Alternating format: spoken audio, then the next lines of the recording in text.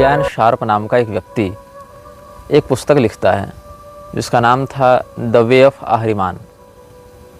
आहरिमान शब्द फारसियों में भी बड़ा प्रसिद्ध है और हमारे कमेंट बॉक्स में बहुत से लोगों ने फारसियों से जुड़े हुए इस शब्द के विषय में अपनी अपनी बातें लिखी थीं और किसी व्यक्ति ने मुझे व्हाट्सएप और टेलीग्राम इत्यादि के माध्यम से भी इन सभी विषयों में कुछ बातें कही थी। तो हम आज आपको कुछ ऐसी बातें बताने जा रहे हैं जो कि अप्रसिद्ध हैं, किंतु उनका एक महत्वपूर्ण अस्तित्व म्लेच्छराज से जुड़े हुए संगठनों या सभ्यताओं में प्राप्त होता है। तो आहरिमान शब्द फारसियों में अधिक प्रसिद्ध है शैतान के रूप में या नकारात्मक शक्तियों के अधिष्ठाता के रूप में, और फारसियों में जो भाषाओं का विस्तार है उन्हीं भाषाओं का एक बहुत बड़ा भाग पश्चिमाम्नाय तंत्र के मंत्रों में भी प्राप्त होता है। जैसे कि प्रोक्तः पारस्य भाषया, ऐसा भगवान महादेव भी वर्णित करते हैं पश्चिमाम्नाय तंत्र की आसुरी संपदाओं से संबंधित मंत्रों के परिचय में, जो कि हम आपको पूर्व काल में वर्णित कर चुके हैं। तो ये क्या लिखता है ये व्यक्ति, जिसका नाम है ब्रियन शार्प, ये लिखता है, it is time for those of us who know Ahriman is the true God to stand up against the world. We are the true adversaries who stand up against the satanic community, and let it be known that our God is not a symbol. He is the omnipotent force in the universe that causes chaos to keep evolution moving ever forward. Our God is not a loving, caring, personal God. Ahriman is on everybody's side, and he allows natural law to weed out the weak and unworthy. Let it be known, if you are in tuned to his plan, you are in his favor. With accomplishment comes reward. जो इसने prologue लिखा है अपनी पुस्तक में the way of आहरिमान, उसमें इसने स्पष्ट कहा है कि हम आहरिमान, और ब्रैकेट में लिखा है शैतान, उसको सच्चा ईश्वर के रूप में मानते हैं और इस पूरी दुनिया के खिलाफ खड़े हैं। हम लोग उसके सच्चे विज्ञापन करता हैं और ये बताना चाहते हैं कि हमारा ईश्वर कोई प्रतीकात्मक ईश्वर नहीं है। मतलब ये जो आहरिमान को अपने आराध्य के रूप में देखते हैं वो कोई प्रतीकात्मक ईश्वर नहीं है, अपितु वो इस विश्व में सर्वव्यापी है। उसकी शक्ति या उसकी ऊर्जा सभी लोगों को प्रभावित करती है किसी न किसी रूप में, और जो कमज़ोर लोग हैं या जो अपरिपक्व अयोग्य लोग हैं उनको प्रकृति स्वयं नष्ट कर देती है। Survival of the fittest. जो व्यक्ति सक्षम है, जो व्यक्ति ताकतवर है, जो व्यक्ति संघर्षशील है या अपनी योग्यता को सिद्ध कर सकता है समाज में, वही व्यक्ति किसी भी युद्ध में अपने आप को सुरक्षित निकाल सकता है या किसी भी आपदा में सुरक्षित बच सकता है। तो आहरिमान के उपासक वही लोग हैं जो ताकतवर हैं, जो लोग संघर्षशील हैं, और आहरिमान प्राकृतिक बहाव में उन सभी लोगों को मिटा देना चाहता है जो कमज़ोर हैं, दबे कुचले हैं या संघर्ष का सामर्थ्य नहीं रखते हैं। ये इसका दावा है। साथ ही यह कहता है कि हमारा जो देवता या हमारा जो ईश्वर है आहरिमान, इसके लिए वो कोई पर्सनल जैसे सभी लोगों के मान्यता में है कि हमारे ईश्वर हमसे बड़ा प्रेम करते हैं, दयालु हैं, कृपा निधान है, करुणा निधान है, दीन वत्सल है, वैसा नहीं है। ये कठोर नियम पर चलता है। जो ताकतवर है सर्वाइव वही करेगा, जो फिटेस्ट है, सर्वाइवल ऑफ द फिटेस्ट है, इसका नियम है। तो एक शक्ति की परिकल्पना प्राप्त होती है फारसियों में, जहाँ पर अहूरा मजदा की ये बात करते हैं, अहूर मजदा। अब ये स को ह पढ़ते हैं फारसी, सकार का उच्चारण हकार के रूप में करते हैं, इसीलिए अहूरा को आप असुर भी कह सकते हैं, असुर मजदा भी कह सकते हैं। लेकिन असुर मजदा को ये लोग जीवन और संतुलन का देवता मानते हैं। एक प्रकार से मान लें तो इस सृष्टि के रचयिता के रूप में ये लोग देखते हैं। फारसियों में जो एक संभाग कुछ अच्छे लोगों का हो सकता है या जो कुछ मानवता के प्रश्रय में रहते हैं, उसको समर्थन देते हैं, उन लोगों में जो जिसको पॉजिटिव कह सकते हैं, पॉजिटिव पार्ट, वो अहूर मजदा के उपासक होते हैं। 1966 ईस्वी में एंटन लेवी नाम के एक व्यक्ति ने यूरोप के जगत में चर्च के विरुद्ध एक अभियान खड़ा किया था। उसका कहना था कि चर्च वस्तुतः जिसकी पूजा करती है वो ईश्वर नहीं है, वो इस विश्व को नष्ट करने वाली ताकत है और असली ईश्वर तो शैतान है। ऐसा कह के उसने शैतानी पूजाओं को खुलेआम प्रचारित करना प्रारंभ किया और उसके अभियानों को व्यापक रूप से प्रतिबंधित करने के लिए और उसके द्वारा दिए गए भाषणों को दबाने के लिए FBI ने बहुत परिश्रम किया। और 1990 ईस्वी आते आते एंटन लेवी के बहुत से दस्तावेज और बहुत से भाषणों पर अस्थायी रूप से प्रतिबंध लगा दिया गया था।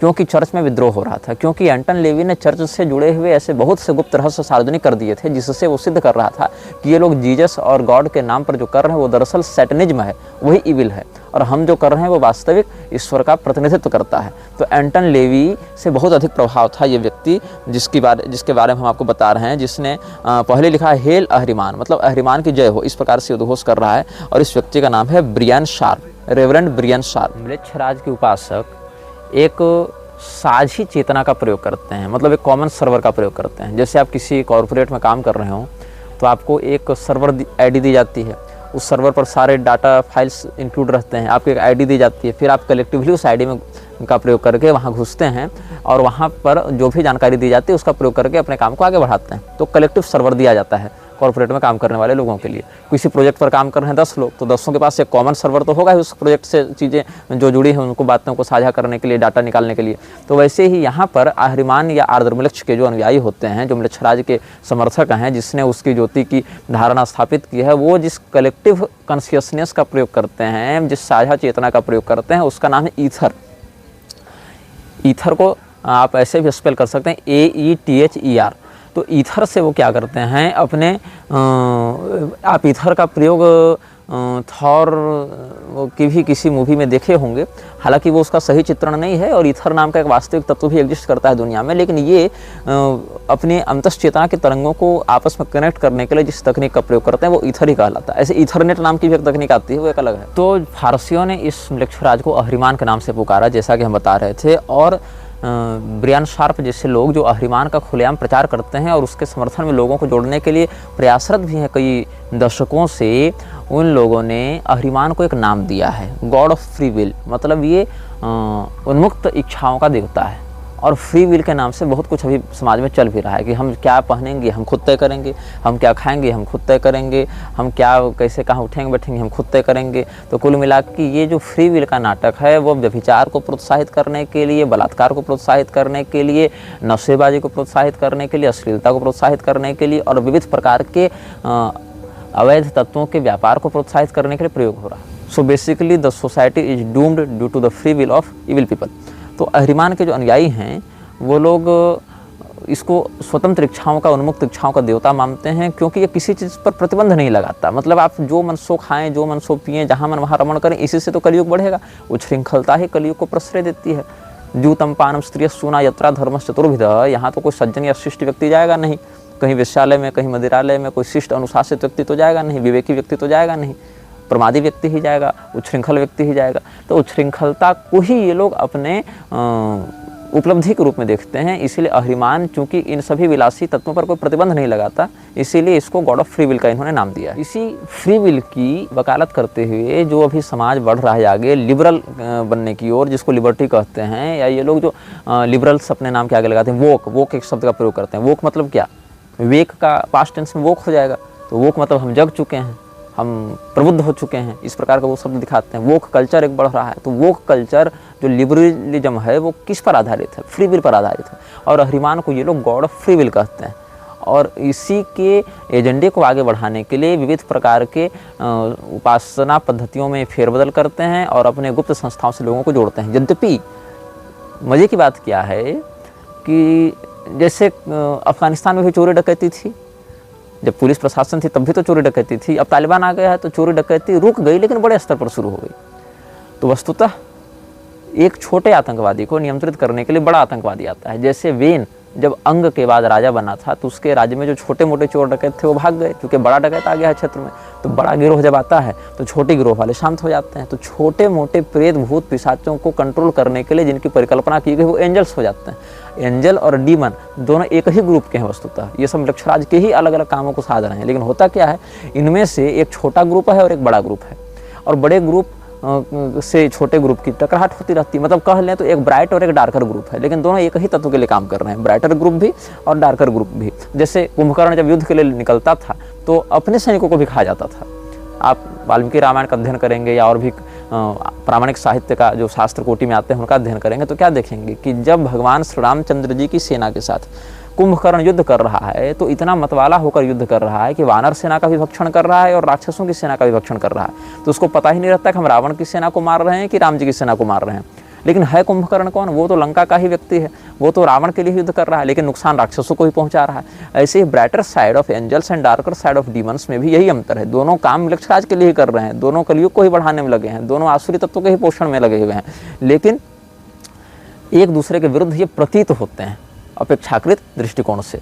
और सत्ता का संघर्ष चलता रहता है कि हमारे अस्तित्व को, हमारे प्रभाव को, हमारे जो सामर्थ्य शक्तियां हैं उनको समाज जाने, हमारे माध्यम से समाज प्रभावित हो। जैसे आजकल मठों में झगड़ा नहीं चलता, मठाधीशों में कि हमारे चेले अधिक हो, तो अलग अलग संप्रदायों के नाम से झगड़ा चलता है, हमारे चेले अधिक हो, हमारे पंडाल में अधिक भीड़ हो, हमारा जय घोष लगाने वाले अधिक लोग हों, लेकिन हैं दोनों अधर्म के ही पोषक, अपनी प्रतियोगिता के चक्कर में धर्म का नुकसान करते हैं। तो ऐसे ही ये लोग भी, जो चर्च में काम हो रहा है, तो कई बार आप देखेंगे कि एक्सोर्सिज्म करने के लिए कोई पादरी आया है, वो किसी शैतान को भगा रहा है, और वो शैतान को भगाने के लिए जीसस का नाम ले रहा है, गॉड की दुहाई दे रहा है, सुलेमान की दुहाई दे रहा है, जबकि ये लोग भी उसी पक्ष के हैं। लेकिन क्या है कि छोटे स्तर के पिशाच को भगाने के लिए बड़े स्तर के पिशाच का आश्रय ये लोग ले रहे हैं, बस इतनी ही सी बात है। अच्छा, अब हम आपको एक इसमें उद्घोषपूर्वक बात बताना चाहते हैं, जो द वे ऑफ अहरिमान पुस्तक में ब्रायन शार्प ने लिखा है। पृष्ठ संख्या देखेंगे आप 29 वहाँ पर एक टॉपिक है जिसमें लिखा है DAEVAS। इसको आप अगर थोड़ा सा सरलीकृत पढ़ना चाहें तो देवाज ऐसे पढ़ा जाएगा, दैव, दैव शब्द से प्रयोग किया जाएगा। लेकिन दैव में the original beings of hello, इनका नाम लिखता है ये व्यक्ति, मतलब जो नरक के वास्तविक लोग हैं। और इसमें 6 लोगों के नाम हैं। 6 का नाम तो नहीं बताएंगे, लेकिन आपको मैं 5वां नाम बताऊंगा जिसमें लिखा है वैदिक इंद्र, जो रैथ है। रैथ कहते हैं तबाही या प्रकोप, इस प्रकार के शब्द के लिए रैथ का प्रयोग किया जाता है। रैथ ऑफ टाइटन्स भी एक आई थी ना मूवी हॉलीवुड में बहुत पहले।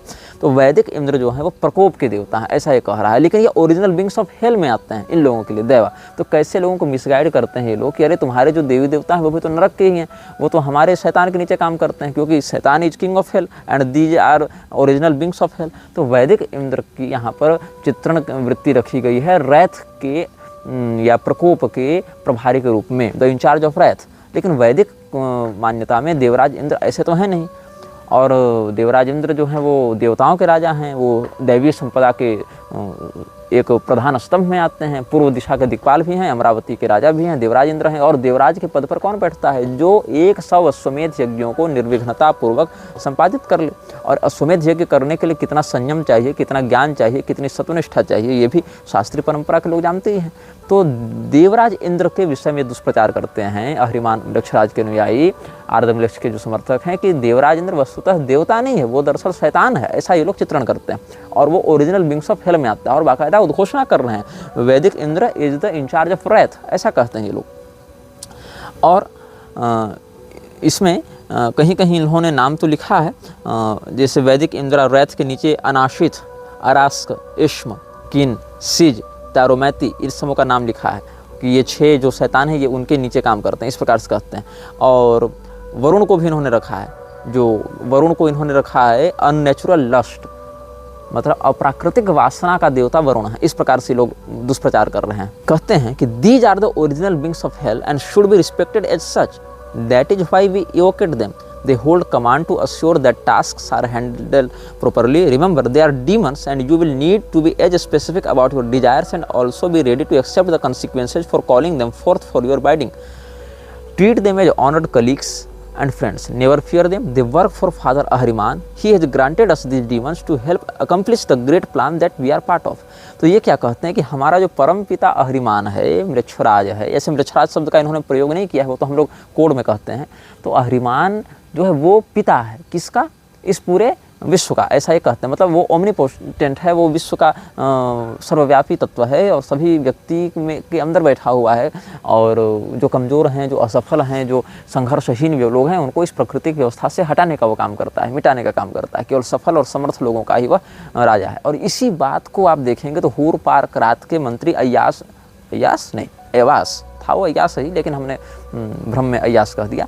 जो हूर पार्क रात का मंत्री एवास था, जिसने अल्स्टर क्रॉली को बुक ऑफ लॉ पढ़ाई थी, उसमें भी एक सेक्टर ऐसा आता है जहाँ कहा जाता है कि मैं दयालु नहीं हूँ और मैं लोगों पर तरस खाने के लिए नहीं आया हूँ और मैं कोई केयरिंग नहीं हूँ, मैं केवल समर्थ और प्रतिष्ठित, धनी और पराक्रमी लोगों के लिए ही तैयार हूँ और उन्हीं का समर्थन करता हूँ। तो इसी बात को यहाँ भी जो ब्रायन शार्प है वो लिख रहा है और यह दावा करता है कि जो वैदिक इंद्र हैं और जो वरुण हैं ये सब बड़े बड़े देवता भी अहिरिमान के लिए काम करते हैं। और ये सब वस्तुतः देवता नहीं, ये सब डीमंस हैं, ये सब शैतान हैं, ये सब राक्षस हैं, असुर हैं, और ये सब हमारे लिए हमारे पिता अहिरिमान के द्वारा भेजे गए हैं, इसलिए इनका आवाहन करके हम अपनी इच्छानुसार कार्यों को कराएंगे। इस प्रकार से लोगों के मध्य भ्रम का प्रसार करता है। तो तमोगुण का प्रसार जब किया जाता है तो क्या कहा जाता है? सर्वार्थान विपरीतांश बुद्धि सापार्थ तामसी।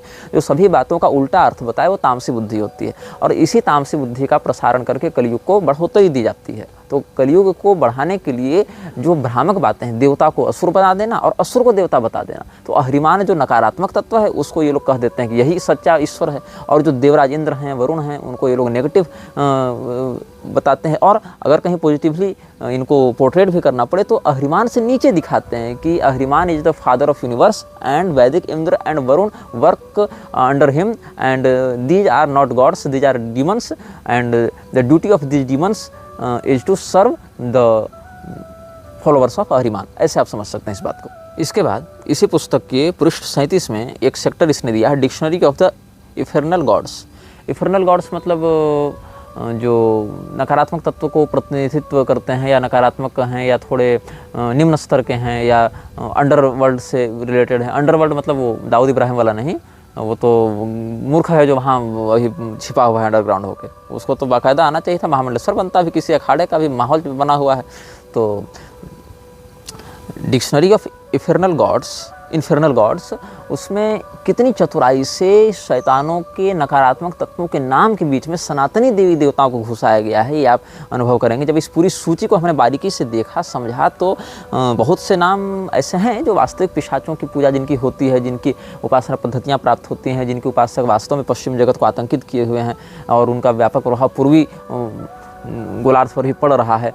लेकिन जो यहाँ पर कह रहे हैं, Behold the demons of our labor, the infernal gods are defined by place of origin, attributes and other information, इस प्रकार से कह रहे हैं। और इसमें जो सूची है उसमें से 6 का निष्कासन कर दिया गया था। 6 were discarded and the region is within the dictionary। और इसने चर्च ऑफ सैटन की स्थापना की थी, जो एंटन लेवी था उसने चर्च ऑफ सैटन की स्थापना की थी, और सैटनिक बाइबल में लिस्ट किया था इन देवताओं को या शैतानों को, या जो भी इनको आप नाम दें, लेकिन ये डीमंस कहते हैं। और सैटनिक बाइबल में, शैतान की बाइबल आप मान सकते हैं इसको, उसमें जो इन्फर्नल गॉड्स की सूची दी हुई है उसमें आर्दमलेक्ष का भी नाम है। आर्दमलेक्ष का नाम है, उसमें क्या लिखते हैं, हिब्रू भाषा का शब्द है ये आर्दमलेक्ष, ऐसा लिख रहे हैं ADRAMELECH, तो अदरा मेलेच शब्द आ जाएगा, लेकिन वो आर्दमलेक्ष है वस्तुतः।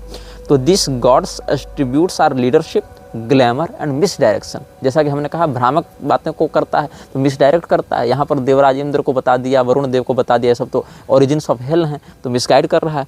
तो ये सब करते हुए एस्मेडियस का भी नाम इसमें है। This god's attributes are of lust, knowledge of the past and influence, इस प्रकार से बता रहे हैं। और बहुत से शैतानों के नाम हैं जिसमें कुछ तो सीधे सीधे आर्द्रमलक्ष के ही प्रकारांतर हैं, रूपांतर हैं, और कुछ उसके सहयोगी हैं, सेवक हैं। तो इसने जो सूची बताई है उस सूची में आप जब देखेंगे तो के अक्षर से एक ही नाम है, वो नाम है कली, KALI। अब इसको कली भी पढ़ते हैं, और ऐसे इसमें तो IST का प्रयोग नहीं किया गया है, लेकिन इसको जो प्रोनाउंस यहाँ लिखा गया वहाँ KAH-LEE लिखा गया है, मतलब कली में तो ह्रस्व ही होता है। ये लिखा है काली, और काली के बगल में लिखा है हिंदू, मतलब हिंदुओं में इसकी पूजा होती है। और भगवती कालिका जो साक्षात ब्रह्म विद्या हैं, जगदम्बिका हैं, उनका चित्रण कैसे कर रहा है अहिरिमान का अनुयायी। This goddess attributes are destruction, chaos and confusion, the augury princess of death. क्या लिखता है कि ये जो देवी है ये तबाही की देवी है, और विध्वंस की देवी है, और भ्रम की देवी। तो भगवती कालिका चलो विध्वंस कर रही है, लोक संहारणी, उतना तो समझ में आ सकता है कि ये वृक्षराज के अनुयायी भगवती कालिका को क्या समझ पाएंगे उतने। लेकिन जो इसने लिखा कन्फ्यूजन, ये कन्फ्यूजन मिसगाइड करने के लिए लिखा है। भगवती कालिका ब्रह्म विद्या है, वो व्यक्ति को मोक्ष प्रदान करती हैं, तत्वबोध कराती हैं, न कि वो कन्फ्यूजन देती हैं। हाँ, ये हो सकता है कि ज्ञानिनाम विचेतान श्री देवी भगवती सा बलादा कृष्ण मोहाय महामाया प्रच्छति, या जो व्यक्ति बहुत श्रेष्ठ स्थिति में भी उसको भी माया के अधीन करके दैवी हेषा गुणमयी मम माया दुरत्यया मामे वही प्रपद्यमते माया में ताम तरंते, इस भाव से माया व्यक्ति को बांधती है। लेकिन ये भगवती कालिका का वास्तविक चित्रण नहीं हो सकता है, क्योंकि अगर आप कहेंगे तो फिर वहाँ दोनों को द्वे विद्ये वेदितव्ये दोनों को आप बताएंगे। लेकिन यहाँ पर ऐसा नहीं कहा गया, केवल कह दिया गया ये जो है वो एक भीषण राजकुमारी है, मौत की राजकुमारी है, प्रिंसेस ऑफ डेथ। लेकिन प्रिंसेस कैसी? चार्मिंग नहीं, ऑगरी प्रिंसेस ऑफ डेथ कहता है भगवती कालिका को। और इस सूची में जितने भी लोग हैं वो अहरिमान के नीचे काम करने वाले हैं, इन्फर्नल नेम्स ऑफ डीमंस इसके अंतर्गत काम किया है। और इसको मैंने क्रॉस वेरीफाई किया तो किसी ने विकिपीडिया पर भी आर्टिकल डाल रखा है द वे ऑफ अहरिमान से उठाकर। अब इसके बाद आप आगे बढ़ेंगे तो बहुत कुछ नाम है, आगे बढ़ते जाएंगे तो आपको एक सूची में नाम मिलेगा। जब सकार में आएंगे तो शिव, और शिव में लिखा हिंदू, हालांकि वहाँ गॉड नहीं गॉडेज लिख दिया है जो शिवा होना चाहिए था, लेकिन लिखता है वाइल्डनेस, लस्ट एंड कंट्रोल, वासना और पागलपन का देवता है शिव, ये लिखता है। मदर ऑफ काली, और काली को जन्म देने वाला, या शिवा कहते हैं मदर ऑफ काली। अब यहाँ पर इन्होंने हो सकता है प्रेरणा ली होगी शुंभ निशुंभ वाले प्रकरण से, जहाँ दुर्गा सप्तशती के 5वें अध्याय में भगवती पार्वती स्नान करने के लिए जाते हैं, फिर उनके शरीर से कौशिकीति समस्ते सुततो लोके सुगीयते तस्याम निर्गतायाम तो कृष्णाभूत सावी पार्वती कालिकेति समाख्याता हिमाचल कृताश्रया, ऐसे किसी प्रसंग से प्रेरणा लेते हुए इसने ये लिख दिया होगा। लेकिन कितनी भ्रामक बातें हैं। शिव बगल में हिंदू लिखता है, फिर कहता है this goddesses attributes are wildness, lust and control, mother of Kali, कालेज ओनली सबड्यू। इस प्रकार से हमारे सनातनी देवी देवताओं के विषय में कितनी घृणित या नकारात्मक बातें इसने लिखी हैं। और उन सबों को गॉड ऑफ फ्री विल जिसको ये मानते हैं, उनको अहरिमान के अंतर्गत काम करने वाले इन्फर्नल डीमंस बताते हैं ये लोग। जैसे कि आपको अगर अंगद रावण संवाद का स्मरण होगा, या हमारे श्री रामचरितमानस की कथा में भी आपने सुना होगा, पढ़ा होगा अन्यत्र भी, अंगद को रावण धमकी देते हुए कहता है कि देखो तू मुझे राम का भय मत दिखा, ये सब जितने बड़े बड़े देवी देवता हैं सब तो हमारे अधीन काम कर रहे हैं। हमने इंद्र को नियंत्रित कर रखा है, वरुण को नियंत्रित कर रखा है, हमारा जो बाग है वो इंद्र माली के रूप में देखते हैं, हमारा जो छत्र है वो सूर्य चंद्रमा देखते हैं, हमारे द्वार में वरुण देवता झाड़ू लगा रहे हैं और इंद्र ये सब पहरेदारी कर रहे हैं। ये सब मतलब अलग अलग दिक्पालों को वश में करके हम उनसे अपनी सेवा करवाते हैं। तो ये भी रावण अपने समय में असुरी वृत्तियों का, असुरी संपदाओं के विस्तारक के रूप में जाना गया। हालांकि रावण बहुत ऊपर की शक्ति है और वो भगवत इच्छा से ही उस प्रवृत्ति में गया था, लेकिन कम से कम मिजाज तो वही रहता है असुरों का कि हम सभी देवताओं के ऊपर नियंत्रण करें, हम सभी देवताओं के ऊपर राज करें। तो कर पाएँ या ना कर पाएँ, लेकिन मिजाज वही रखते हैं। तो अहरिमान के अनुयायी भी भगवती कालिका को, भगवान महादेव को, शिव जी को अहरिमान शैतान के नीचे बताते हैं, मृच्छराज के अनुयायी उसके नीचे बताते हैं कि ये लोग तो शैतान हैं, नरक के शैतान हैं, डीमंस ऑफ हेल हैं, और ओरिजिनल बींग्स ऑफ डीमन में इंद्र हैं, वरुण हैं, काली हैं, शिव हैं। ऐसे हमारे देवी देवताओं की नकारात्मक छवियां गढ़कर उनकी अवमानना करते हुए, उनका तिरस्कार करते हुए अपनी शैतानी शक्तियों को बढ़ाते हैं। अहरिमान के उपासक जब किसी रिचुअल को करते हैं, सामान्यतया जिसको आप हमारी भाषा में समझ लें पुरस्चरण जिसको हम कहते हैं, किसी मंत्र को जगाने के लिए पुरस्चरण किया जाता है। उस मंत्र की एक विशेष अनुशासन की वृत्ति से कुछ विशेष आवृत्ति की जाती है। पुरस्चरण के विषय में कभी बाद में हम चर्चा करेंगे। उसमें भी और 5 प्रकार की क्रियाएं होती हैं। पंचांगगत पुरस्चरण होता है, पटल है, पद्धति है, कवच है, स्तोत्र है, नाम सहस्रक है, ये सब अलग अलग प्रकार के अंग होते हैं पुरस्चरण में। फिर हवन है, तर्पण है, मार्जन है, ब्राह्मण भोजन है, ये सब भी अलग अलग उपांग होते हैं उसमें। तो ये सब अपने शैतानी शक्तियों को जगाने के लिए जो क्रिया करते हैं, जो आप पुरस्चरण का पर्याय समझ सकते हैं उनके अनुसार, उसमें ये लोग स्पष्ट कर रहे हैं कि 2 प्रकार की मोमबत्तियों का प्रयोग करते हैं, एक काले रंग की और एक श्वेत रंग की। लेकिन श्वेत रंग की मोमबत्ती एक ही हो सकती है और बाकी सारी मोमबत्तियाँ काले रंग की होंगी। और एक सामने एक वेदी बनाते हैं, वेदी के पर गहरे लाल या काले रंग का वस्त्र बिछाकर ये लोग प्रयोग करते हैं और उतना ही प्रकाश अपने सामने रखते हैं ताकि इनको अपने यंत्र निर्माण में, और जो इंस हैं, इंस कहते हैं, ENN, इंस कहते हैं शैतानी शब्दों को जो एक अलग फ्रीक्वेंसी को जनरेट करके इन डीमंस को अट्रैक्ट करते हैं, तो उसको इन कहा जाता है, ENN।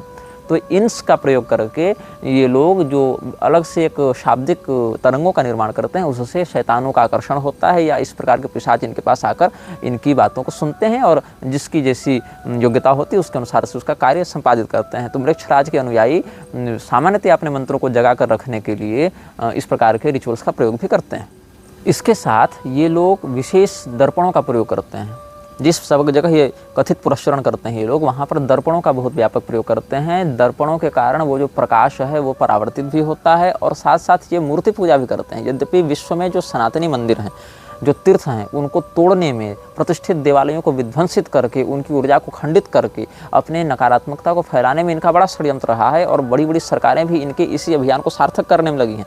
भारत में भी बहुत से देवालय इसी षड्यंत्र के आधार पर तोड़े जाते रहे हैं और बड़े बड़े चैत्य वृक्षों को विध्वंस के माध्यम से हटाया जाता रहा है, ताकि उनसे जुड़ी हुई शक्तियों का वह किरण खंडित हो और म्लेच्छराज की शक्तियाँ वहाँ पर विशेष प्रभाव कर सकें। इसीलिए कॉरिडोर के नाम पर या विकास के नाम पर या तीर्थ स्थलों के डेवलपमेंट के नाम पर, टूरिज्म को प्रमोट करने के नाम पर जो है बड़े बड़े पुराने वृक्षों को, देवालयों को नष्ट करके उनके साथ जो शक्तियाँ जुड़ी हुई हैं उनके कनेक्शन को तोड़ने का षड्यंत्र किया जाता है। और लोग इसको विकास का नाम दे देते हैं। मूर्ख लोग इसको पीछे के षड्यंत्र और उद्देश्य और प्रायोजक को न समझने के कारण उनका ही समर्थन और यशोगान करते रहते हैं। तो यहाँ पर मूर्तियों को भी ला ला कर ये लोग पूजा करते रहते हैं और भारत से बड़ी मूर्तियाँ ये लोग चुरा चुरा कर विदेश ले जाते रहे हैं, जिस पर हम बाद में सप्रमाण चर्चा करेंगे। पूरे उपलब्ध रिकॉर्डों के साथ हम चर्चा करेंगे कि कब कब किस किस समय कौन कौन सी प्रतिष्ठित मूर्तियों को कहाँ कहाँ ले जाया गया। इसकी हमने काफ़ी लंबी शोध वृत्ति से जांच पड़ताल की है। बहुत से लोगों के रिसर्च पेपर्स और कोर्ट पेपर्स का भी हमने आश्रय लिया है, जिस पर भविष्य में हम कभी बाद में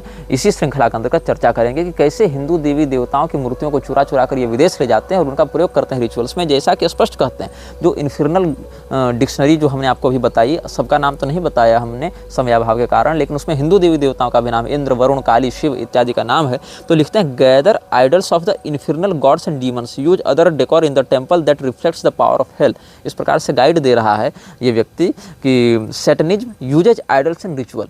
ये जो उपासक हैं ये मूर्तियों का प्रयोग करते हैं ऐसे रिचुअल्स में, और उन देवताओं की मूर्तियों का प्रयोग करते हैं या पिशाचों की मूर्ति का प्रयोग करते हैं, जिनका नाम पहले डिक्शनरी में बता चुके हैं, जिसमें हमने आपको कई सारे हिंदू देवी देवताओं के नाम भी बताए जिनका नकारात्मक चित्रण किया गया है इस आलोक में। ये कोटिंग्स नाम का एक लेखक है। ये कोटिंग्स ने नवंबर 2000 ईस्वी में अपना एक संस्मरण साझा किया था। उन्होंने क्या लिखा है, ये कोटिंग्स ने, उसने एक पुस्तक लिखी थी किंगडम ऑफ फ्लेम, मतलब ज्वाला का साम्राज्य। आपको स्मरण होगा, हमने भी बताया था अनाम मिलक्ष की ज्योति की स्थापना लोग अपने हृदय में करते हैं और अलग अलग संस्थाओं के माध्यम से उसका प्रसार किया जाता है, लेकिन वास्तविक स्रोत का संदर्भ दिए बिना। तो किंगडम ऑफ फ्लेम, ज्वाला का साम्राज्य, इस नाम से एक पुस्तक लिखी थी ये कोटिंग्स ने। और ये कोटिंग ने एक बात लिखी, आप उसको ध्यान से सुनेंगे। In the month of November 2000 I was given a strange text by 3 strange men with the mission of deciphering and finding the practical applications of it within an occult setting. Working with the training and the resources of the Ordo Ascension Aeternalis, I completed this task the following year, releasing the results in a thesis manuscript to the order. ये coatings के पास नवंबर 2000 ईस्वी में 3 अज्ञात व्यक्ति आए और उन्होंने इसको एक पांडुलिपि प्रदान की और कहा कि इस पांडुलिपि में जो लिखा है उसको डिकोड करो, उससे संबंधित पूरी पद्धति का निर्माण करो और हमें दो। और ये कोटिंग्स मना नहीं कर पाया उससे जुड़ी हुई बातों को, और उसने उन तीनों अज्ञात व्यक्तियों के कहने पर पूरा काम धंधा छोड़कर 1 साल की मेहनत की और उन सारे मैन्युस्क्रिप्ट की जांच पड़ताल करके उसमें लिखी सारी बातों को तैयार करके एक पद्धति तैयार की और उन लोगों को दिया, जो उन्होंने प्रयोग में लाया। और कहता है ये लेखक कि I have entered all the gateways, summoned all the entities and performed all of the rites they were contained in that text. जब ये उस पांडुलिपि का अध्ययन कर रहा था ये लेखक, तो इसने उस पांडुलिपि में बताए प्रत्येक मंत्र की साधना की, प्रत्येक बताए गए एंटिटी को बुलाया, उससे संवाद किया, तभी तो पता चलेगा ना कि आगे क्या करना है। तो वहाँ दी गई पद्धतियों को डिकोड करके इसने वो सारे चीज़ किए और सारे के सारे द्वार खोले, सारे एंटिटीज़ को बुलाया, सारे के रिचुअल्स किए जो कोई लिखा हुआ था। और कहता है, इसने अपना अनुभव बताया, I have seen and I have proven without doubt that these beings do exist. इसमें कोई संदेह नहीं और इसमें कोई संशय नहीं कि मैंने उन्हें देखा और पूरे विश्वास के साथ मैं सिद्ध कर सकता हूँ कि वो उनका अस्तित्व है। And these kingdoms do hold reign in that region called regnum spiritus between this world and the next.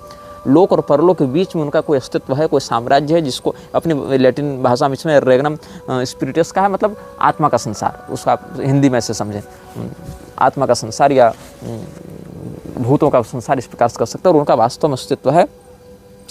और इसने बहुत ज़्यादा इसमें लिखा है, it was never made known to me और any other with which I have spoken who the original authors of this book were. इसने बहुत जांच पड़ताल की और बहुत लोगों से संपर्क किया, लेकिन ये कभी पता नहीं चल पाया इसको कि वो जो लिखा हुआ हस्तलिखित जिसके पास भेजा गया था 3 लोगों के द्वारा, अज्ञात लोगों ने जो दिया था नवंबर 2000 ईस्वी में, वो वास्तव में किसके द्वारा लिखा गया था, किसने उसको लिखा था।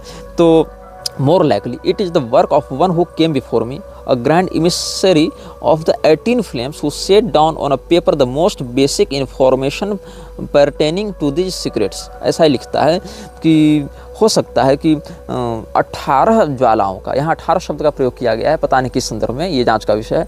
18 ज्वालाओं के जो स्रोत हैं वहाँ से कोई व्यक्ति ने इसको बैठकर लिखा था और मुझ तक पहुँचाया था, ऐसा इसने दावा किया है। और इसने बहुत सारे इसमें अध्याय लिखे हैं। किंगडम ऑफ फ्लेम कहते हैं, इसका जो सब टाइटल है वो है the grimoire of evocation and sorcery, और इसमें द स्केल्टन सिफर है। फिर आगे एक अध्याय द मैजिक स्क्वायर्स, इस प्रकार से एक अध्याय है। इनहेबिटेंट्स ऑफ द स्क्वायर्स ऐसे करके एक तीसरा अध्याय है। इसमें अलग अलग डीमंस के इसने नाम बताए हैं। और आइडन नाम का एक पिशाच इसके पास आया था और ये ज्वालाओं के दूसरे राज्य से आया था, और इसने कहा कि जो भी तुम संपत्ति चाहते हो, जो भी तुमको पैसा दौलत चाहिए वो हम देंगे, और in fact he will give even give more than is asked for, having summoned him and seen the remarkable results, I would love to evoke Laden daily and reap the benefits, knowing Laden, Laden नाम है उसका, हमको लग रहा है, या यार्डन भी हो सकता है, क्योंकि ये पूरा का पूरा फॉन्ट जो है वो थोड़ा भ्रामक लग रहा है मुझे, या लेडन नाम है या यार्डन नाम है। तो however doing such would be the last thing I would advise. It is also said that in his description that he will take back more than is had.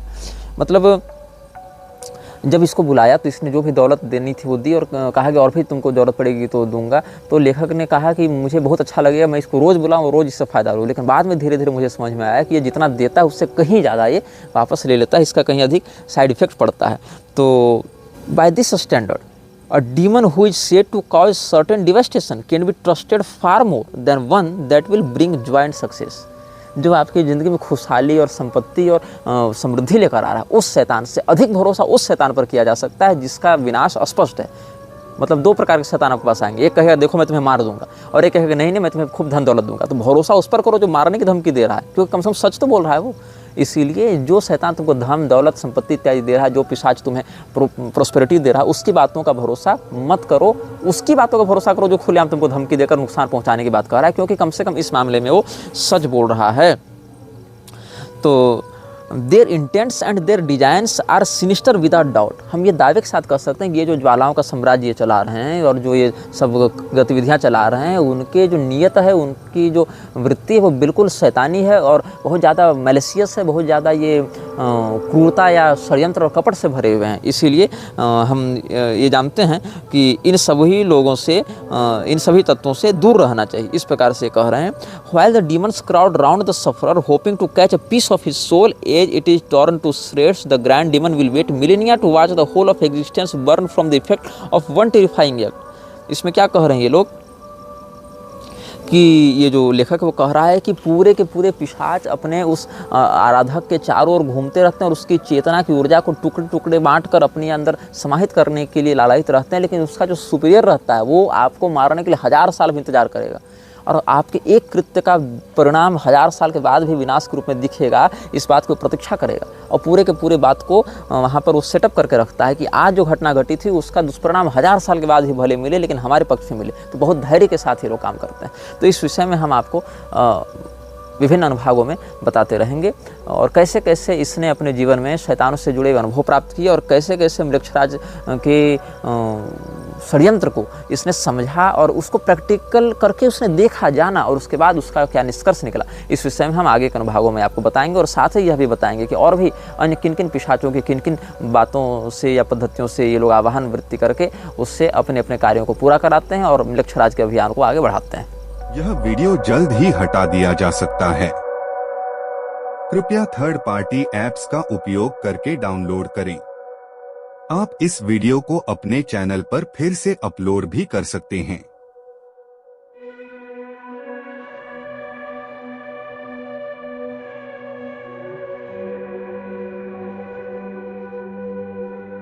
monetization. This video may get deleted soon. Please download using third-party apps. You may also re-upload this video on your channels. Thank you.